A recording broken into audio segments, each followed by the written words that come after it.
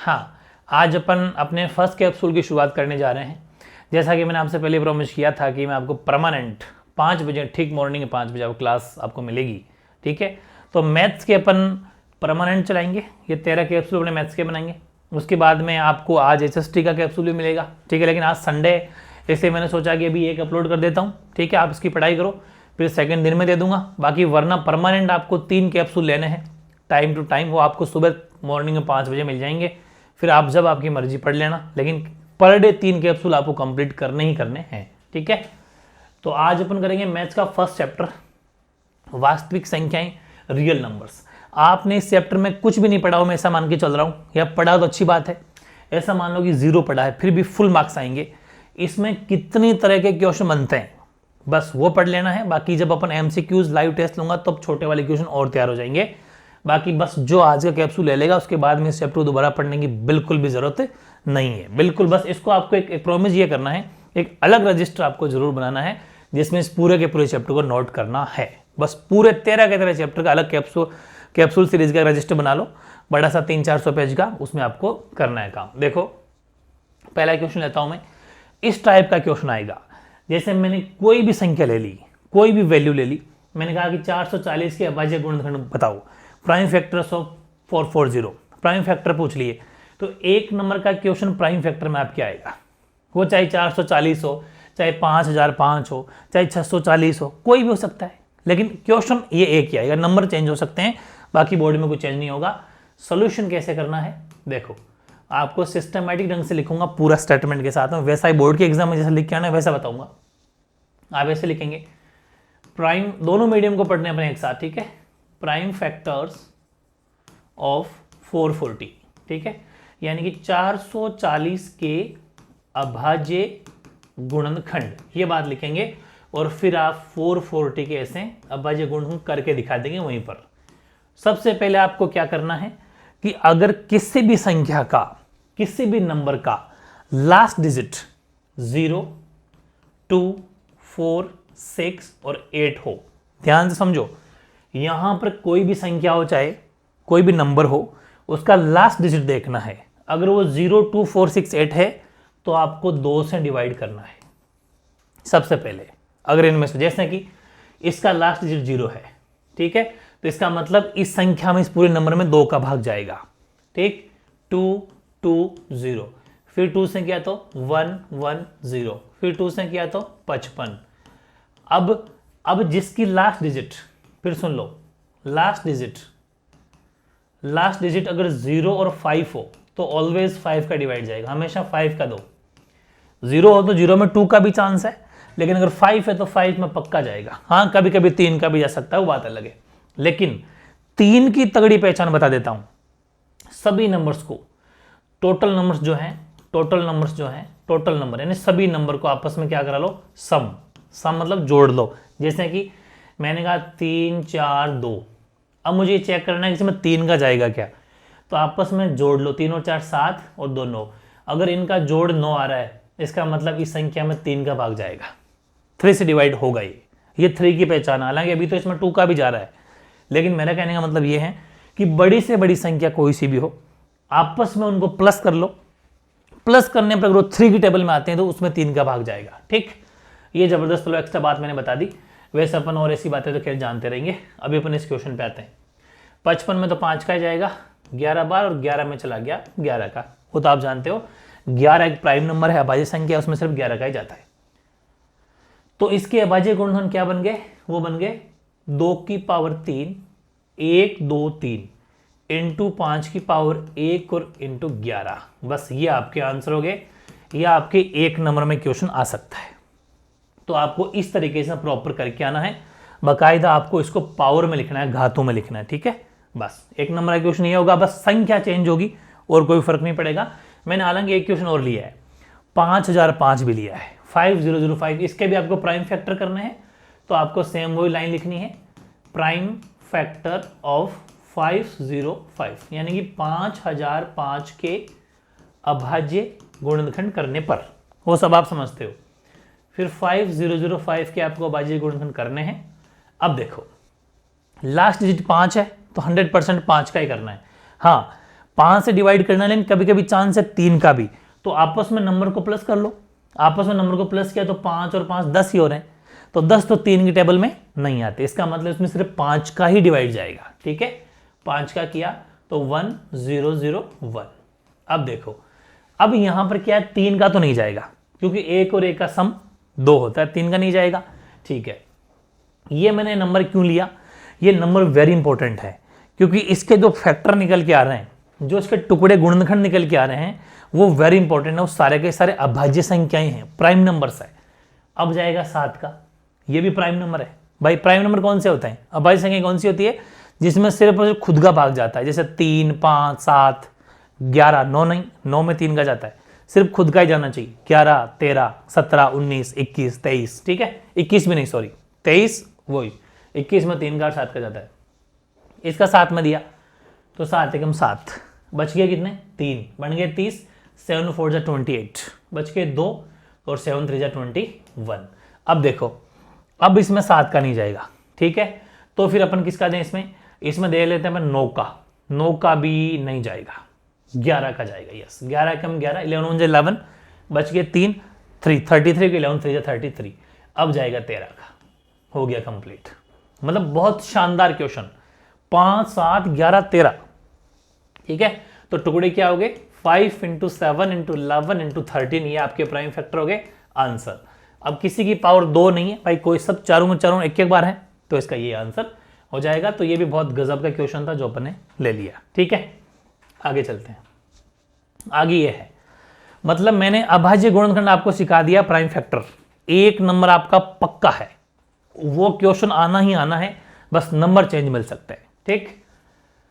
अगले टाइप के क्वेश्चन जो बनता है वो बनता है कि या तो आपसे पूछेगा एचसीएफ निकालो, हिंदी में भी एचसीएफ को वैसे मैसएप बोलते हैं, इसको लेसएप बोलते हैं, महत्तम समावर्त, लघुत्तम समावर्त, लेकिन इन इंग्लिश मीडियम हो चाहे हिंदी मीडियम हो, एलसीएम और एचसीएफ ही लिखा आता है, ठीक है ना।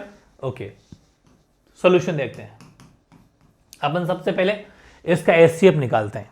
तो देखो, एचसीएफ जब भी आपको निकालना हो, एचसीएफ निकलता है अलग अलग। जैसे पहले अपन निकालेंगे 90 का, ठीक है, और फिर अपन निकालेंगे 144 का। एक ही बात है, पहले बाद में कुछ नहीं होता, लेकिन अलग अलग निकलेगा। लास्ट में 0 है ना, तो 2 का जाएगा 45। अब आपस में नंबर को सम कर लो, 5 और 4 9 होते हैं ना, 9 3 की टेबल में आते हैं, इसका मतलब 3 का जाएगा, फिर 3 का जाएगा, और लास्ट तो 5 बार 5 का तो 5 में जाएगा, ठीक है। इसमें भी 2 का चला जाएगा, लास्ट में 4 है, 2 0 2 4 6 8 जब भी हो, तो ये हो गया आपके 72।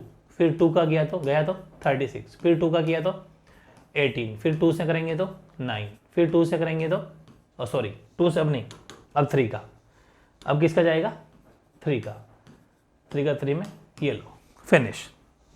अब मेरी बात समझो, इसका एचसीएफ क्या बना, एचसीएफ क्या बना, एचसीएफ वो होता है जो दोनों नंबर में कॉमन होता है, हाईएस्ट कॉमन फैक्टर। इसमें 2 एक बार है, इसमें भी 2 एक बार है, चलो 2 लिख दिया, ठीक। 3 सेकेंड टाइम, इसमें 3 एक बार है, इसमें भी 3 एक बार है, 3 लिख दिया। फिर दूसरी बार भी 3 इसमें, दूसरी बार भी 3 इसमें, लिख दिया, ठीक है। अब इसमें second time, third time, fourth time 2 है, लेकिन इसमें नहीं है, इसमें तो एक ही बार था, बस वही लेंगे। इसमें 5 है, क्या इसमें 5 है, नहीं है तो नहीं लेंगे, नहीं लेंगे, एचसीएफ में नहीं लेते हैं। एचसीएफ में जो दोनों में कॉमन है वो लिया जाता है।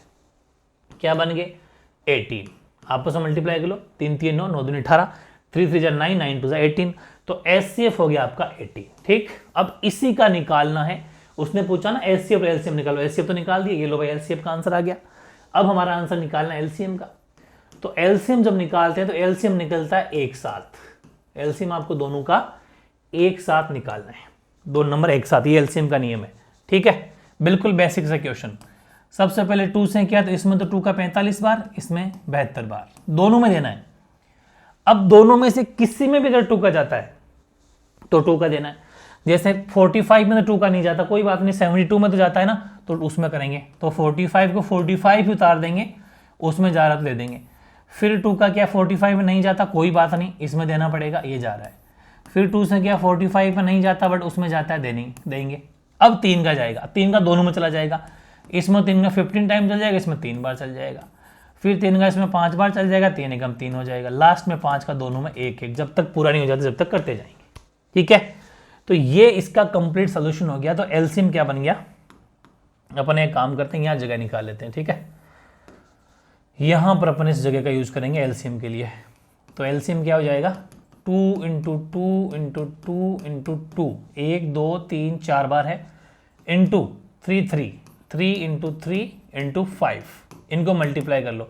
2 2 जा 4, 8 16, 16 3 जा 48, 48 3 जा 48 3 जा अपन अगर करें तो 24 2 144, 144 को फिर करें 5 से तो 5 चौक 20, 5 4 जा 40, 2 कैरी, 5 4 जा 40 और सॉरी 5 4 जा 20, सॉरी 2 कैरी 2 और 5 4 जा 20 और 2 20 22 हो गया, फिर 2 हांसी लग जाएगी और 5 और 2 7। ठीक है, तो एलसीएम कितना हो गया 720।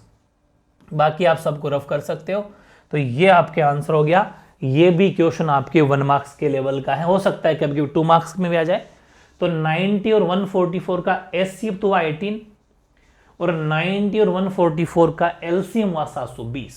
समझ में आ गई ना, ये दोनों क्वेश्चन अपने कंप्लीट हो गए। अभी तक बहुत इंपॉर्टेंट क्वेश्चन थे। अब आप क्या कर सकते हो, बल एग्जाम में नंबर चेंज मिलेंगे, बाकी कोई भी गलत नहीं हो सकता, ये का ये क्वेश्चन आएगा। ठीक है, अब एक टाइप का क्वेश्चन बनता है ऐसा, ये क्वेश्चन बहुत जबरदस्त क्वेश्चन है, इसको आपको समझना है। ये कैसा क्वेश्चन है, मतलब मैं इस चैप्टर में कितने टाइप के क्वेश्चन बन सकते हैं वो सारे ले लिए हैं। जिसने ये टाइप के क्वेश्चन पढ़ लिए जिंदगी में दोबारा नहीं पढ़ना इस चैप्टर को, एक सिंगल मार्क्स आपके बाहर नहीं जा सकता, ये मेरी गारंटी है। ठीक है ना, बस नंबर चेंज हो सकते हैं, 325 की जगह से 625 आ जाए, उसमें क्या फर्क पड़ता है। ठीक है, मेथड समझ में आ गया, सिस्टम समझ में आ गया, तो फिर क्या फर्क पड़ेगा। अब आपको एचसीएफ दिया हुआ है, क्वेश्चन को पढ़ो। एचसीएफ है 325 और 315 का एचसीएफ दिया हुआ है 5, 325 और 315 का एचसीएफ दिया हुआ है 5। ठीक है, और तो आपसे पूछ रहा है बताइए इसका एलसीएम क्या होगा, ये गिवन है। मतलब ऐसा क्वेश्चन जब भी आ जाए तो आपको एक फॉर्मूला सिखाता हूं जबरदस्त, ध्यान से। गिवन, गिवन क्या है पहले पूरी बात को समझो। गिवन का मतलब हिंदी में बोलते हैं दिया है, पूरी बात समझना आराम से शानदार तरीके से। दिया है फर्स्ट नंबर, ठीक है, फर्स्ट नंबर वो हो जाएगा आपके 325, यानी कि पहली संख्या, पहली संख्या। ठीक, पहली संख्या ये होती है, ये पहली संख्या होती है।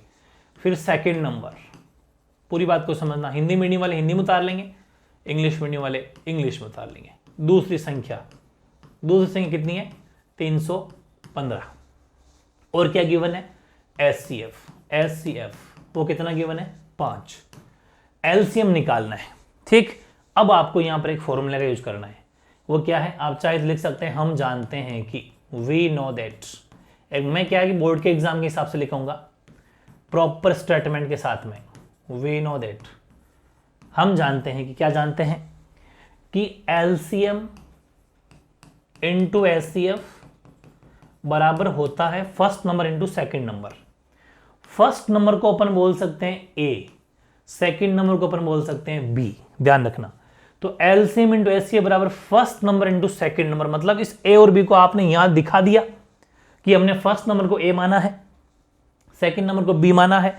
तो यहां पर आप डायरेक्ट लिख सकते हो A into B, first number second number बार बार लिखने की जरूरत नहीं है। अब सुनो, एलसीएम है कि आपके पास में नहीं है, लिख दो। एचसीएफ है क्या, यस है 5, एचसीएफ की जगह एचसीएफ लिख दो 5। फर्स्ट नंबर है क्या, है 325। सेकंड नंबर है क्या, सेकंड नंबर भी है 315, बिल्कुल सही। ठीक, अब सुनो, अब यहां आ जाओ, एलसीएम, एलसीएम का एलसीएम, ठीक, बराबर 325 इंटू 315 अपनी जगह ही है। ये जो 5 मल्टीप्लाई में था ये नीचे आ जाएगा, ये आप सब कॉमन सेंस है, नीचे आ जाएगा। 5 की टेबल से काट दो, 5 6 जा 30, 5 6 30 और 5 25 कट गया। इस नंबर को मल्टीप्लाई कर लो, एलसीएम आ जाएगा। 315 को आपको 65 से मल्टीप्लाई करना है, तो देखो भाई 5 25 2, ये हो गया आपके 7 और ये 15, 6 5 30, 6 5 30, 3 कैरी, 6 और 3 9 और 18, सही कर रहा हूं ना। 5 7 9 और 5 14, यहाँ से लग जाएगी 1, 10 यहाँ से लग जाएगी 1। ठीक है, तो 20475 ठीक है, 20475 आपका एलसीएम हो जाएगा और यही आपका आंसर है। कितना गजब का क्वेश्चन है। तो बोर्ड के एग्जाम में ऐसा क्वेश्चन जब भी आए, अरे जितने भी क्वेश्चन आएंगे ना वो आपको इस कैप्सूल को पूछ के आएंगे।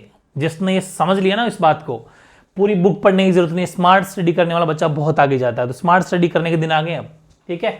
बस अब एग्जाम में ज्यादा से ज्यादा क्या होगा, बस यहाँ पर कोई नंबर चेंज हो जाएगा, ठीक है। आपको कहेगा कि 2 संख्याएं दी हुई है, कोई 2 नंबर दिए हुए हैं, उसका एलसीएम ये तो एचसीएफ निकालो। कोई बात नहीं, अगर हमारे को एचसीएफ निकालना हो तो एलसीएम को नीचे भेज देंगे, एचसीएफ नहीं रह जाएगा। अभी हमारे को एचसीएफ दे रखा था, एलसीएम पूछा था तो एलसीएम को इधर रख लिया, एचसीएफ को नीचे भेज दिया। मतलब 4 चीजें होती है, 1 2 3 4। इन 4 में से कोई 3 देगा, चौथी पूछेगा, है ना। और कोई दिक्कत नहीं। जैसे मैं मन से बोल दूं कि अगर यही क्वेश्चन ऐसा होता कि फर्स्ट नंबर नहीं देता, पूरी बात समझना, एलसीएम दे देता, एचसीएफ भी दे देता, फर्स्ट नंबर पूछ लेता और बी भी दे देता, ठीक, ये भी दे दिया, ये भी दे दिया, ये भी दे, तो ए निकल जाएगा। कैसे निकलेगा, ये फॉर्मूला एलसीएम इंटू एचसीएफ बराबर first number into second number होता है ना, इंटू बी। तो हमें क्या निकालना है, ए। तो कोई बात नहीं, इस बी को यहां से उठा के यहां ले आएंगे, ये लो बी यहां जाएगा, ठीक, और यहां अकेला ए बच गया। तो ए निकालने के लिए ये फॉर्मूला बन जाएगा। चलो कोई दिक्कत नहीं है। अगर यही चीज होती कि नहीं हो तो बी पूछता तो ये फॉर्मूला बन जाता, एलसीएम इंटू एचसीएफ, ए नीचे आ जाता, ये ले भाई बी पूछ ले, बी के लिए फॉर्मूला लगा देते अपन, ठीक। अभी उसने पूछा एचसीएफ, तो एचसीएफ के लिए ये फॉर्मूला लगा दिया अपन ने, ये रहा एचसीएफ के लिए, ये लगाया अपन ने। क्या करा, एचसीएफ को ये रख लिया, मतलब एलसीएम को इधर रख लिया, एचसीएफ को नीचे भेज दिया। तो वैसे यहाँ देखो, यहाँ अगर मैं बात करता एलसीएम निकालने के लिए तो देखो ए इंटू बी, एचसीएफ नीचे आ जाता, ये लो तीसरा फॉर्मूला। और अगर एचसीएफ पूछे तो क्या कर लोगे, ए इंटू बी, एलसीएम नीचे आ जाएगा। तो मतलब कोई फर्क नहीं पड़ेगा, 4 चीजों से वो 4 फॉर्मूला एक ही है। फॉर्मूला आप कोई सा भी याद कर लो, जैसे फॉर्मूला अपन ये याद कर लिया, ये कि एलसीएम इंटू एचसीएफ बराबर होता है first number into second number, formula यही है। अब वो राउंड फिगर में कुछ भी पूछे, जैसे मैंने चारों बातें लिखा दी, बस 4 के अलावा 5वीं बात है ही नहीं इसमें। तो जो भी पूछे आपको पूछ के पूछेगा, कॉन्सेप्ट क्लियर कर लो और कुछ ज्यादा नहीं पढ़ना, बस इनके अलावा कुछ बाहर नहीं जा सकता। अगला, ये जो बात मैंने लिखी है ये जबरदस्त क्वेश्चन है और इसको आना ही आना पड़ेगा 3 नंबर में। अभी तक जो अपन ने 4 क्वेश्चन करे हैं वो तो 1 मार्क्स के या फिर हाईएस्ट 2 मार्क्स में आ सकता है, लेकिन ये क्वेश्चन 3 नंबर में पक्का है, पक्का है। जैसे यहां पर मैंने कहा कि सिद्ध कीजिए कि √3 एक अपरिमेय संख्या है, prove that √3 is irrational number. अब यहां पर वो हो सकता है √3 की जगह आपको √5 दे दे, √7 दे दे, √2 दे दे, क्या फर्क पड़ता है। इनके अलावा कोई ज्यादा नंबर भी नहीं बनते। इन सब में, इन जितने भी नंबर इस टाइप के नंबर है उन सब में यही वाली थ्योरी रखनी है। किसके लिए, √2 के लिए, √5 के लिए, √7 के लिए, बस इससे ज्यादा वैसे भी नहीं आएगा। और √3 मैंने करा दिया। अगर मैं ए करा देता हूं, आप प्रयास कर सकते हो आपके खुद के लिए, सेल्फ प्रैक्टिस के लिए आप √2 का रख के देख लेना, √5 का रख के देख लेना। रखना कैसे है, जब भी ऐसे पूछे कि prove that √3 is irrational number, तो हमेशा पहली लाइन क्या होनी चाहिए, इस स्टेटमेंट को याद कर लेना। स्टेटमेंट के ही नंबर है, स्टेटमेंट बहुत कम लिखवाया जा रहा है आपको और बहुत कम आप लोग लिखते हो, नंबर नहीं मिलते। फिर 3 नंबर में से 1 नंबर मिलेगा अगर बिना स्टेटमेंट लिखा। तो स्टेटमेंट को याद कर लेना, बिल्कुल घोट के पी जाना, ठीक है। पहली लाइन क्या है, जो भी यहां पर नंबर हो, √3 है तो √3, √5 है तो √5, √7 √7, या √2 है तो √2। माना कि √3 एक परिमेय संख्या है, लेट √3 ए रेशनल नंबर। हालांकि पूछा तो अपरिमेय है, इसके विपरीत मानना है, इसके ऑपोजिट मानना है अपन को। माना कि √3 एक परिमेय संख्या है। क्यों मान रहे हैं ऐसा, इसको रेशनल नंबर क्यों लिख रहे हैं, क्योंकि हम जानते हैं रेशनल नंबर को अपन P/Q के रूप में लिख सकते हैं, यानी कि A/B बोल दो चाहे P/Q बोल दो। ये रेशनल नंबर की खास बात होती है। परिमेय संख्या क्या होती है, वह संख्या जिसको अपन P/Q मतलब अपॉन में लिख सके, नीचे 0 नहीं होना चाहिए, बस यही तो होती है परिमेय संख्या डेफिनेशन, रेशनल नंबर की डेफिनेशन, ये ध्यान रखना। तो देखो कि लेट, फर्स्ट लाइन क्या होगी आपकी, let √3 is a rational number, ठीक, ओके। अगर रेशनल नंबर है तो √3 को अपन A/B की फॉर्म में लिख सकते हैं। अभी अपन A और B ले रहे हैं, चाहो तो पी क्यू ले सकते हो, कोई फर्क नहीं पड़ता। ध्यान रखना जहां ए व बी सह अभाज्य हैं, मतलब where A and B are coprime number है, ये सह अभाज्य संख्या होती है, और बी बराबर नहीं होना चाहिए zero, B not equal to zero. Statement देखो क्या गजब का है। इसके बाद में दोनों तरफ both side squaring both side, दोनों तरफ वर्ग करने पर, तो मैं वर्ग करके बताता हूं। दोनों तरफ का मतलब है कि √3 के ऊपर भी स्क्वायर और a/b के ऊपर भी स्क्वायर, मतलब सबसे पहले आपको इसको परिमेय मानना है, फिर इसको a/b के रूप में लिखना है, फिर आपको स्क्वायर करना है, स्क्वायर दोनों तरफ। तो इस स्क्वायर से ये √3 के ऊपर स्क्वायर लगने से ये तो हो गया ओनली फॉर 3, और ये स्क्वायर खुला तो a के ऊपर भी स्क्वायर लग गया, तो b के ऊपर भी स्क्वायर लग गया, बिल्कुल सही बात है। ठीक है, अब बी स्क्वायर को इधर भेज दो, क्रॉस मल्टीप्लाई करवा दो, तो बी स्क्वायर चला गया 3b स्क्वायर के पास में, बिल्कुल सही है। तो मतलब बी स्क्वायर के पास में जाने से वो 3b स्क्वायर हो गया, और इधर बच गया a स्क्वायर। क्या करा मैंने, इस बी स्क्वायर को 3 स्क्वायर के साथ मल्टीप्लाई कर दिया, बिल्कुल सही है। तो 3b स्क्वायर बराबर a स्क्वायर आ गया। एक बात बताओ, ये जो बात आई 3b स्क्वायर बराबर a स्क्वायर, इसको देना है इक्वेशन फर्स्ट, ये क्या है आओ बताओ। 3a स्क्वायर को विभाजित करता है 3, देयरफॉर 3 डिवाइड्स a स्क्वायर। कैसे, आप कहेंगे ये क्या बात हुई, आओ इधर बताऊं। इसको देख के आपको क्या लगता है, 3b स्क्वायर बराबर a स्क्वायर लिखा हुआ है ना। इस 3 को मैं अगर यहां भेज दूं इस a स्क्वायर के नीचे, तो ये क्या हो जाएगा कि a स्क्वायर अपॉन 3, मतलब 3a स्क्वायर को भाग जा रहा है, डिवाइड कर रहा है, विभाजित कर रहा है। इसके 2-3 नाम है, हिंदी में बोलते हैं इसको विभाजित करना, इंग्लिश में बोलते हैं डिवाइड करना। मतलब वो भाग भले ही ना जाए, भाई ए स्क्वायर में 3 का डिवाइड तो हमें पता नहीं जाएगा, लेकिन जाता तो नहीं है, लेकिन इसका मतलब क्या होता है, ऐसा लिखने का मतलब क्या होता है कि 3 का ए स्क्वायर में भाग जा रहा है, मतलब ए स्क्वायर इज डिविजिबल बाई 3, बिल्कुल सही है ना। मतलब कि जो 3 है वो ए स्क्वायर को विभाजित कर रहा है, बिल्कुल सही है।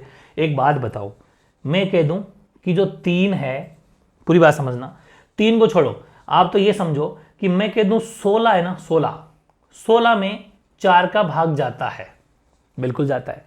तो क्या, या फिर इसको मैं 16 ना कह के 4 कह दूं कि 4 में 2 का भाग जाता है, तो 4 के स्क्वायर में भी तो 2 का भाग जाएगा, क्योंकि 4 का स्क्वायर क्या होता है 16, तो 16 में भी तो 2 का डिवाइड जाएगा।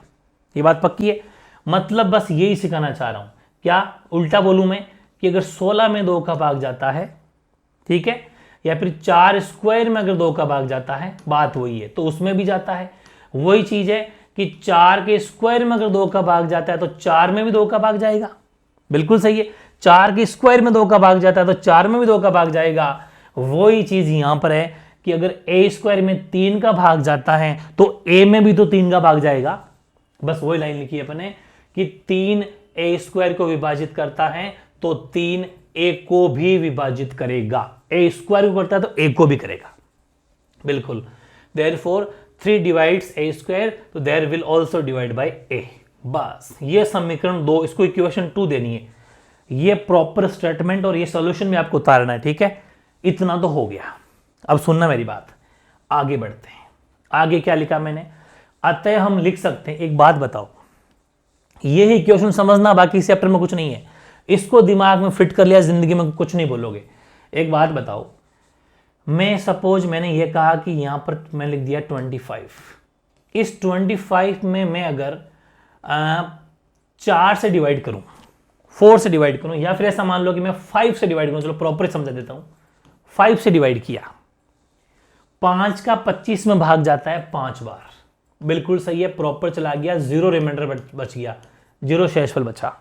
तो आप क्या कहेंगे कि इन दोनों का प्रोडक्ट, इन दोनों का जो गुणा होगा, जो मल्टीप्लाई होगा, वो ही बीच वाला होता है। ये बात मानते हो ना? यस, बिल्कुल सही है।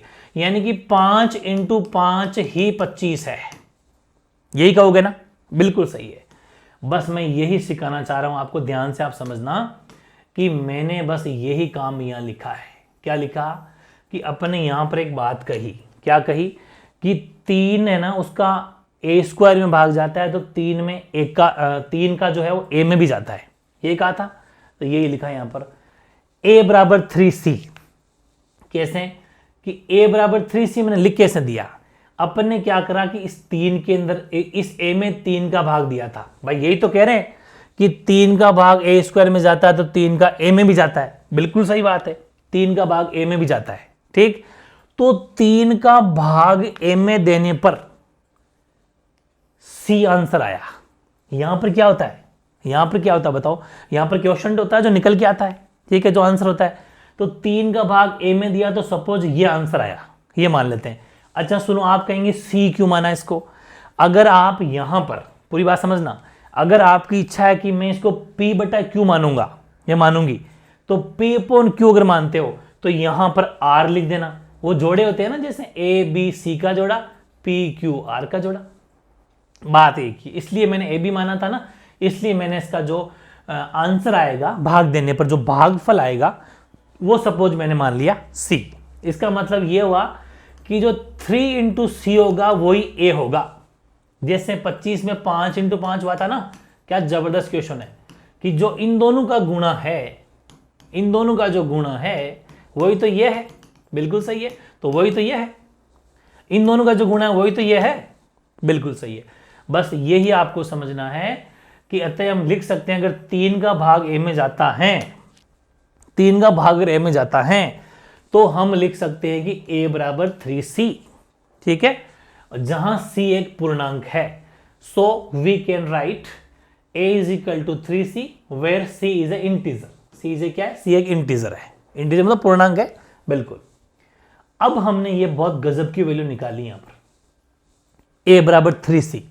ठीक है, तो एक लाइन लिखेंगे अपन कि ये जो a की वैल्यू आई है, जो ये a का मान आया है, इसको हम इक्वेशन 1 में रखेंगे। a के इस मान को समीकरण 1 में रखने पर the value of a put in equation 1। Equation 1 क्या है, आओ उधर। इक्वेशन 1 ये 3b स्क्वायर बराबर a स्क्वायर। एक बार लिख देता हूं यहां पर, 3b स्क्वायर बराबर a स्क्वायर इक्वेशन है। ठीक, a की जगह रखना है 3c रखना है, तो 3b स्क्वायर बराबर a की जगह रख दो 3c, और ऊपर स्क्वायर है ना तो इस पर भी स्क्वायर लगा दो। क्या गजब की चीज, समझना ध्यान से।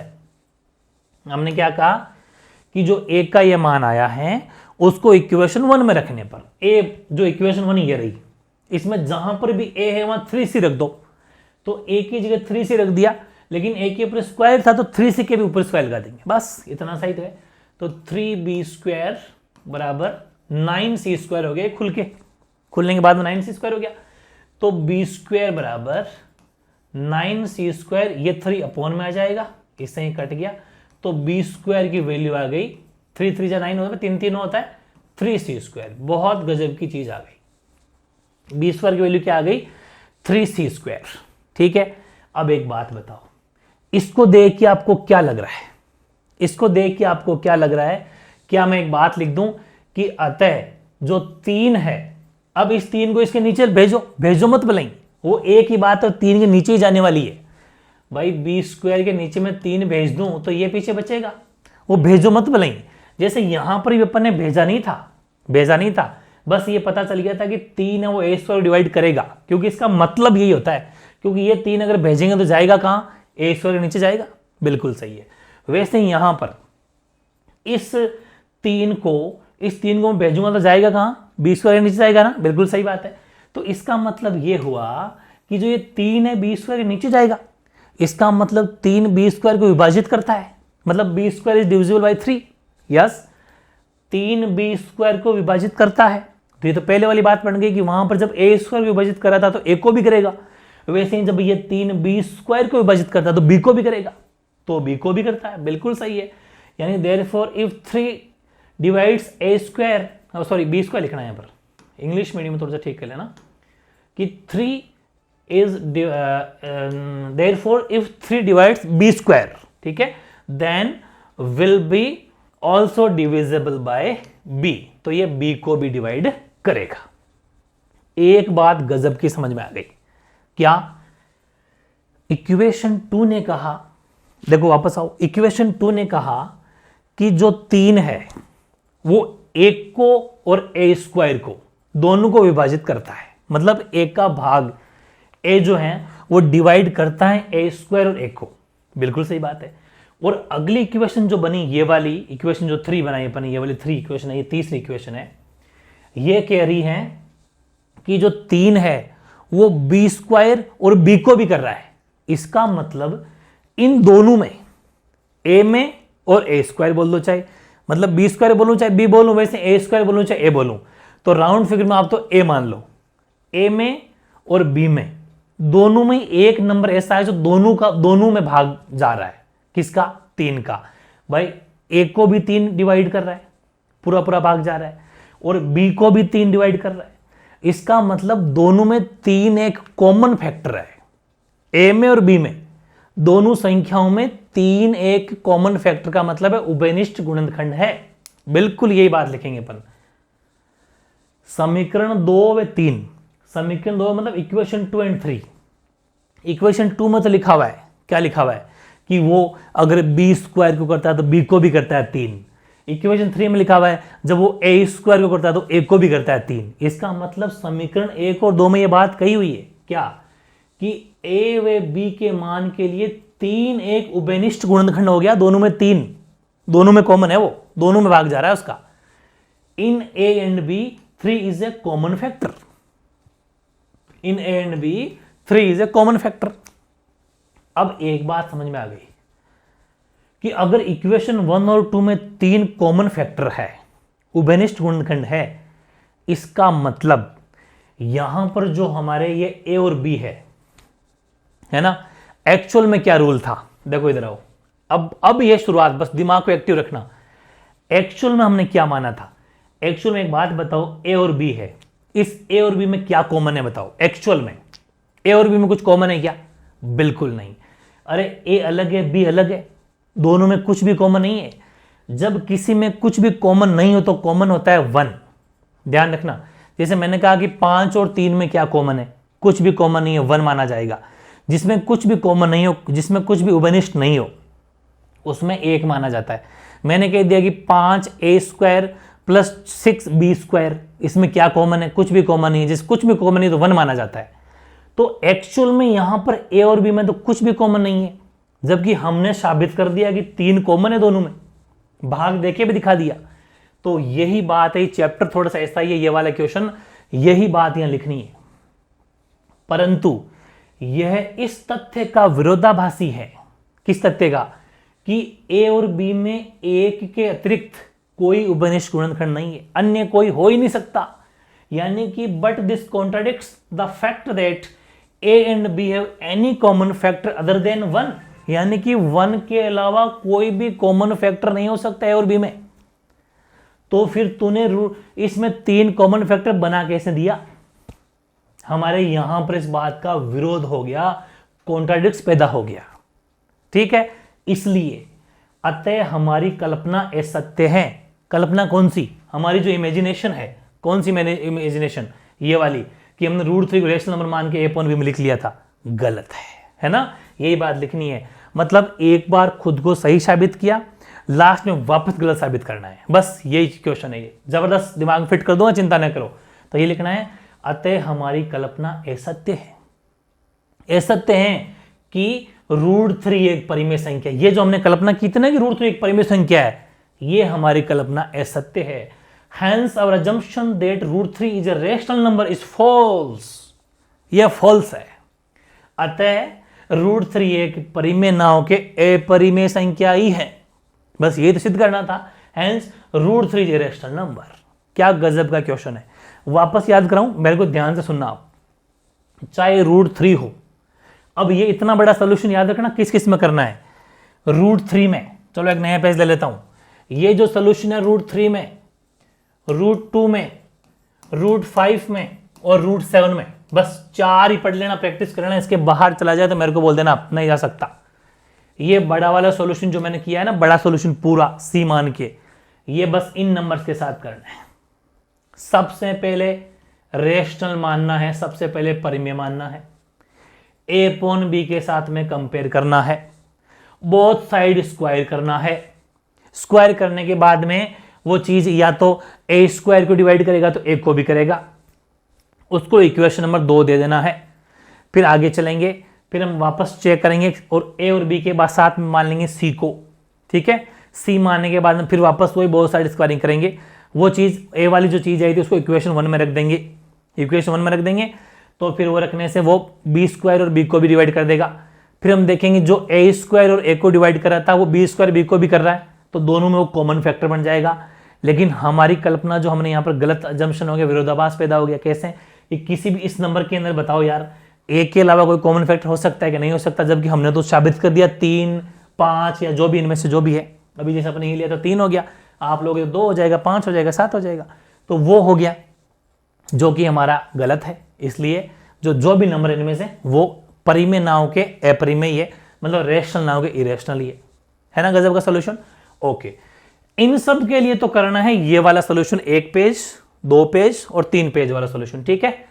और अब आते हैं नंबर ऐसे वाले, ये नंबर मतलब जो अकेले नहीं है, √3 के साथ में और कुछ जुड़ा हुआ है, चाहे वो 5 + √3 हो, चाहे वो 2 + √3 हो, चाहे वो 5 + √7 हो, चाहे वो इसी का 5 - √3 हो, चाहे वो 2 - √5 हो, कैसा भी हो, ऐसे वाले नंबर मतलब जो अकेले नहीं है, 2 के जोड़े हैं, चाहे वो 1/√2 क्यों ना हो, ये सब, इन सब में होगा ये वाला सॉल्यूशन जो मैं अभी कर रहा हूं बोर्ड के ऊपर।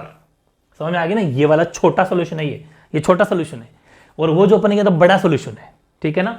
इसमें भी पहली लाइन तो वही सेम है, माना कि 5 + √3 एक परिमेय संख्या है, लेट 5 + √3 इज रैशनल नंबर, और जो रैशनल नंबर होगा उसको अपन a/b की फॉर्म में लिख सकते हैं, तो 5 + √3 = a/b, ठीक है।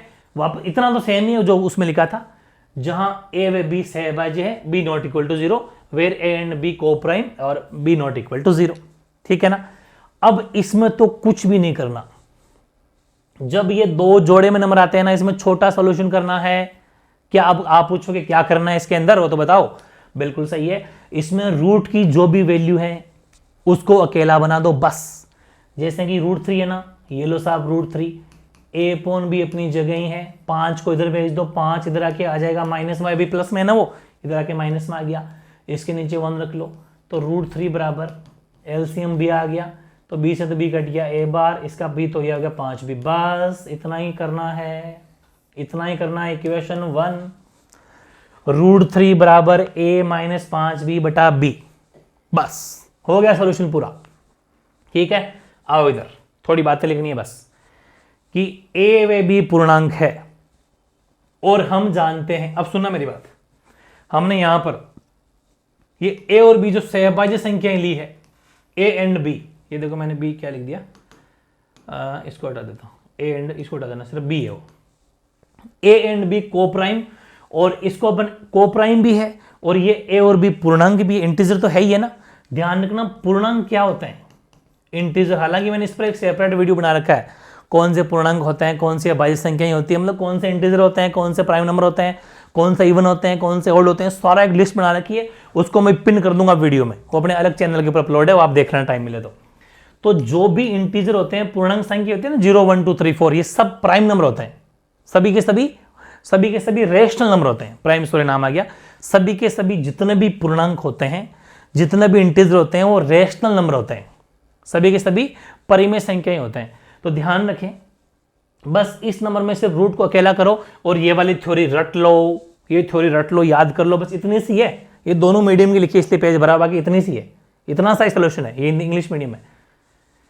ए व बी पूर्णांक है और हम जानते हैं कि पूर्णांक परिमेय संख्या होते हैं, a and b are integers and we know that the integers are irrational number, ठीक, सॉरी मैंने irrational लिख दिया भाई, यहाँ थोड़ी गलतियां रही है, सही कर देंगे, रेशनल होता है, रेशनल ठीक करना, रेशनल होते हैं, ठीक है। यानी a and b are integer and we know that integer are rational number, a व b पूर्णांक है और हम जानते हैं कि पूर्णांक परिमेय संख्या होते हैं। अब एक बात बताओ, ये रहा a और b, अगर a और b इंटीजर हैं तो इसके बराबर में √3 है, तो जब ये इंटीजर हैं, पूर्णांक है, और पूर्णांक होते हैं परिमेय संख्या, तो जब ये परिमेय संख्या हो गया, क्योंकि a और b पूर्णांक परिमेय संख्या है, रेशनल नंबर है, तो √3 तो इसके बराबर में ही तो है, तो वो भी तो परिमेय संख्या होगी। बात सही है आपकी, लिखो यहां पर। तो √3 भी परिमेय संख्या है। बिल्कुल, कि अगर ये रेशनल नंबर है, hence √3 is also rational number, तो √3 भी रेशनल नंबर है क्योंकि तो उसके बराबर में बैठी है। बात सही है, परंतु क्या एक्चुअल में √3 परिमेय संख्या है? क्या एक्चुअल में √3 रेशनल नंबर है? नहीं है। क्यों? क्योंकि √3 की वैल्यू अब जब निकालोगे तो वो कभी एंड भी नहीं होगी। परंतु इस तथ्य का विरोधाभास, तुरंत लिख दो, विरोधाभास हो गया। विरोधाभास है कि √3 एक परिमेय संख्या है। हमें यहां पर जो हमने सोचा ना कि √3 एक परिमेय संख्या है, नो, इसका हमें यहां पर विरोधाभास पैदा हो गया। But this contradicts the fact that √3 is rational number. हमें कॉन्ट्राडिक्ट्स पैदा हो गया कि √3 परिमेय संख्या, नो, ऐसा नहीं है। अतः हमारी कल्पनाएं सत्य हैं। अतः हमारी कल्पनाएं सत्य हैं कि हमने जो 5 + √3 एक परिमेय संख्या मानी थी, वो हमारी कल्पना असत्य है। अतः 5 + √3 एक परिमेय संख्या ही है। ठीक है ना? अतः 5 + √3 एक अपरिमेय संख्या ही, अपरिमेय इरेशनल नंबर। यानी कि hence our assumption that 5 + √3 is rational number, hence 5 + √3 is rational number। Finally भाई इरेशनल है, रेशनल नहीं है। हमने जो भी ये चीज मानी थी वो हमारी गलती हो गई। ठीक है, तो यही चीजें एक बार ऐसे कोशिश करके सही साबित करना है और लास्ट में गलती स्वीकार कर लेनी है। ये जबरदस्त क्वेश्चन है, 5वां और 6ठा। हालांकि लगभग चांस 5वें के आने के हैं, मतलब बड़े वाले सॉल्यूशन है ना, ये वाली जो संख्या है, ये वाली, यहां से क्वेश्चन आएगा। तो जरूर कमेंट करना कैसा लगा पहला कमेंट, पहला कैप्सूल। ये आपका पहला कैप्सूल था। इसी तरह से सारे के सारे कैप्सूल पढ़ेंगे, 100% घोट के पी जाना, गारंटी है। 90+% आपके बनने वाले हैं। बस आपको 13 के 13 मैथ्स में कैप्सूल लेने हैं। हर सब्जेक्ट के जितने भी कैप्सूल बनते हो सब लेने हैं। 100% आपके नंबर कोई नहीं काट सकता। चैप्टर 1 में जितने भी टाइप के क्वेश्चन बनने वाले थे सारे मैंने लिख दिए। इनके बाहर चला जाए तो जरूर कमेंट करना, और आज तक हिस्ट्री उठा के देख लेना, जितने भी एग्जाम हुए वो उठा के देख लेना। इन टाइप जितने भी टाइप के क्वेश्चन बनते हैं फर्स्ट चैप्टर में, इसके बाहर हो तो जरूर बता देना। ठीक है ना? इसके बाहर कुछ नहीं जाएगा। हाँ, नंबर चेंज हो सकते हैं, बाकी सेम टू सेम सॉल्यूशन है। और सबसे बड़ी बात थी 5वें क्वेश्चन और 6ठे क्वेश्चन कराने की, जो मैंने अभी करवाया ना 5 और 6ठा, थ्योरी लिखना नहीं आती बच्चों को। थ्योरी मैंने फुल सिस्टमैटिक ढंग से लिख दिया, 2-2.5 पेज भरेंगे, शानदार मजा आ जाए कॉपी चेक करने वाले को भी। बस उसकी प्रैक्टिस कर लेना और हूबहू छाप देना बस। ठीक है, तो फर्स्ट कैप्सूल अपना कंप्लीट है। बाकी दिन में, आज संडे इसलिए मैंने आज लगातार कैप्सूल अपलोड नहीं किए। संडे को अपन ऐसा कर लेंगे, बाकी परमानेंट 6 दिन एक साथ कैप्सूल अपलोड करूंगा। दिन भर आपके मर्जी, जब चाहो पढ़ लेना। लेकिन हाँ, पर डे जितने कैप्सूल आपको एक दिन में मिल रहे हैं उतने कंप्लीट करना, ये अपने आप से प्रोमिस आप करना है। ठीक है, बाकी आपकी तैयारी बहुत अच्छी चले, आपके मार्क्स बहुत अच्छे, wish you all the best. ठीक है, मिलते हैं अपन सेकंड कैप्सूल में। ओके।